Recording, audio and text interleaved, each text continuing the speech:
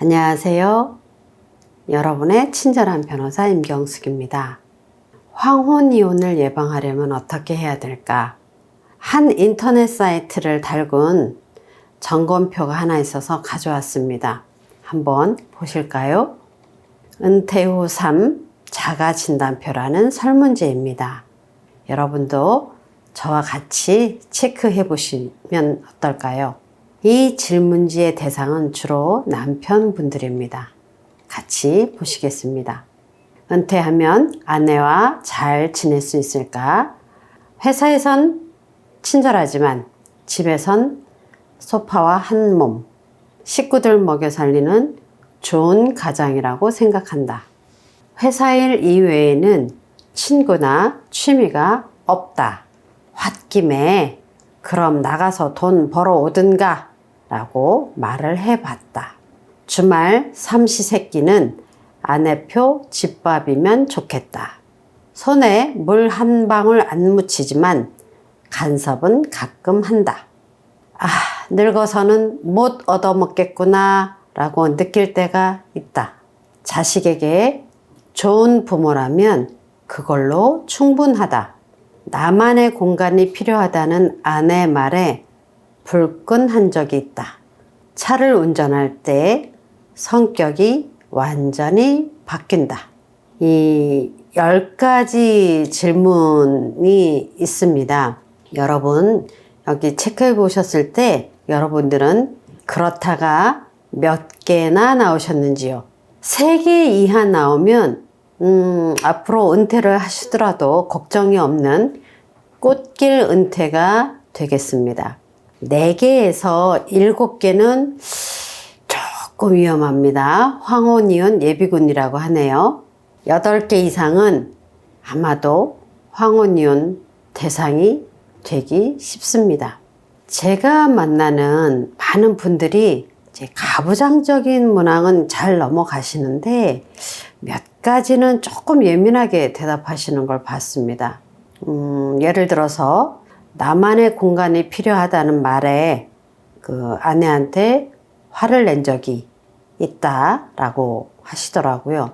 그분 말씀이 집 전체가 다 아내 공간이고 다 아내가 좌지우지하는 공간인데 뭘 별도의 공간이 필요하냐고 하고 이제 버럭 화를 내셨다고 합니다.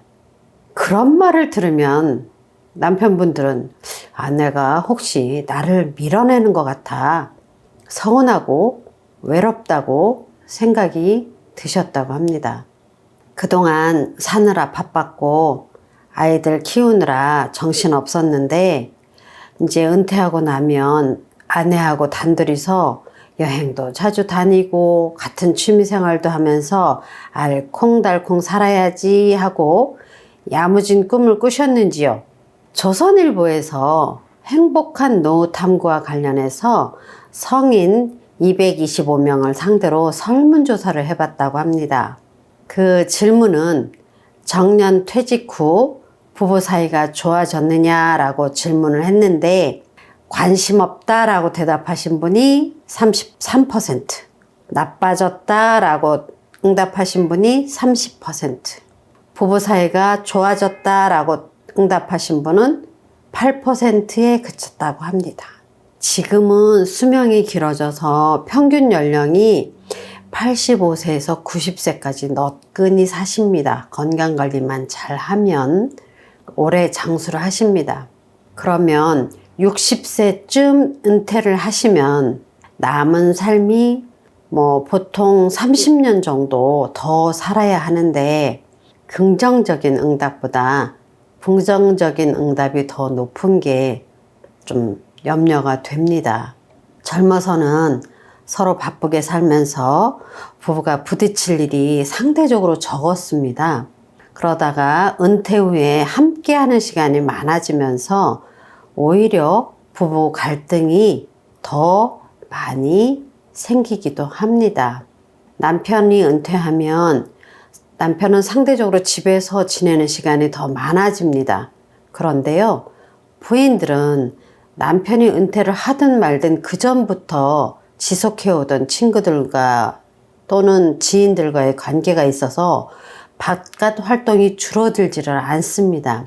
그간 만들어 온 관계들로 인해서 여전히 바쁘지요. 여러분들 주위에 근처에 맛집을 한번 점심때 나가보세요. 연세 있으신 사모님들, 친구분들과 함께 모임이 얼마나 많은지 식당에 빈자리가 없을 정도입니다. 남편은 자주 밖으로 나가는 부인에게 잔소리가 많아집니다.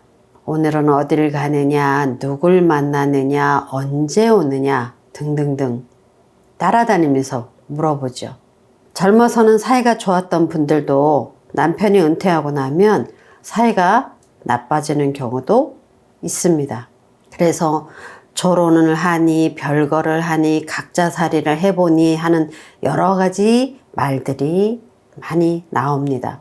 제가 아는 분은 주중에는 시골에 작은 집을 하나 마련해서 농사도 짓고 취미활동도 하시고 책도 쓰시면서 지내시다가 주말에만 집에 오시곤 합니다.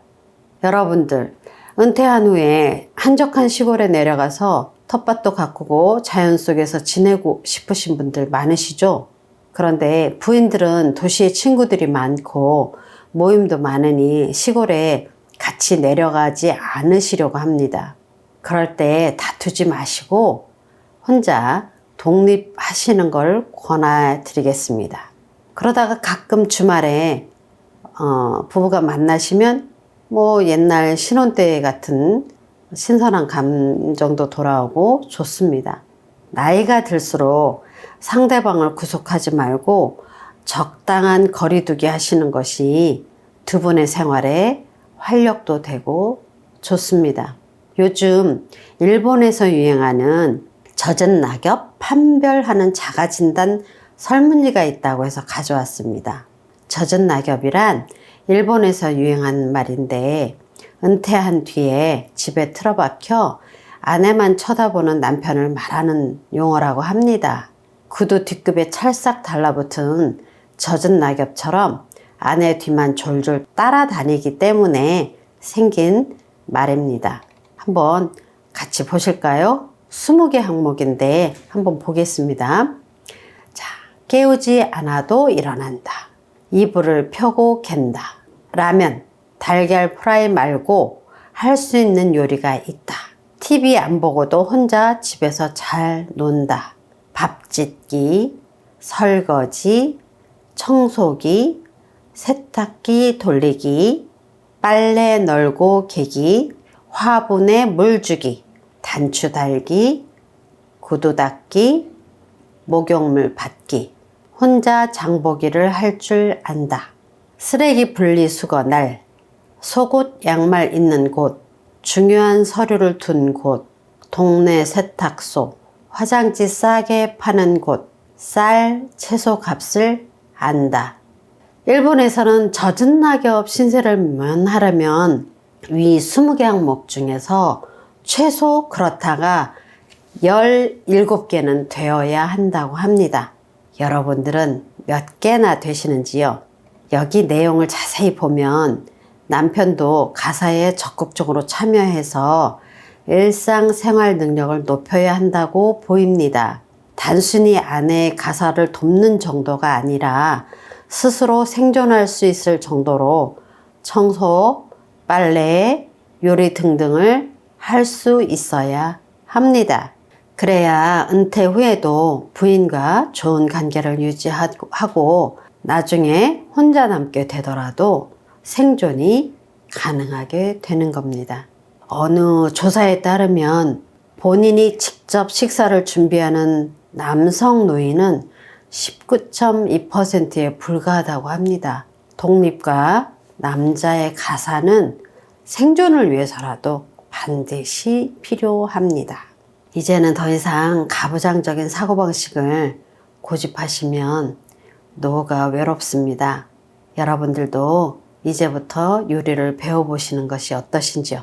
가끔 직접 장을 봐서 멋진 요리를 하고 부인을 초대해서 식사를 함께 해보시는 것도 좋을 것 같습니다. 오늘은 황혼이혼을 예방하려면 이라는 주제로 여러분과 함께 이야기 나눠봤습니다. 여러분의 구독, 좋아요, 알람은 저에게 큰 힘이 됩니다. 지금까지 임경숙 변호사였습니다. 감사합니다.